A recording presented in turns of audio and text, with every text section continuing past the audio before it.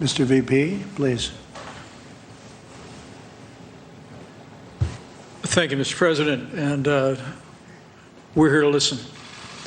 I want to thank the Attorney Generals who are here, but most especially Sergeant, Chief, others, thank you. Thanks for what you represent, which is really the best of America. I told Chief Cass Stevens that my uncle was a police officer in Chicago for 25 years. And I grew up with my 3 brothers and 2 sisters with great memories of visiting my grandparents in Chicago, seeing my uncle in his uniform, seeing him walk out the door, put his life on the line to protect and serve.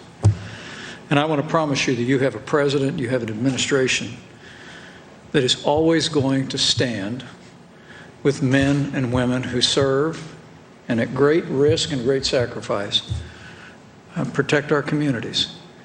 I'm also, though, very grateful, Mr. President, to hear this afternoon a desire to have a conversation about how we can improve. As Jared just shared a moment ago, this president's already demonstrated his willingness to improve our justice system in this country, passing historic criminal justice reform.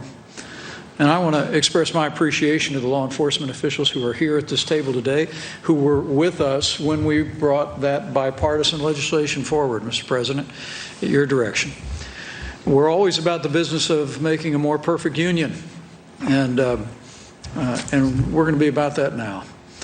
In the wake of the tragic event of now almost 2 weeks ago, we want to hear from you about how we can improve, but improve in a way that builds on that foundation of really the finest men and women in our country, the bravest men and women in our country, the men and women of law enforcement. How we make sure that the men and women who dedicate their lives to law enforcement, who take risks every single day to keep our communities safe, are properly supported, and that the resources from the federal government, the support from state and local authorities is going to continue to hold up those honorable men and women who serve and protect every day. So thank you, Mr. President, and thank you to all of those who are here.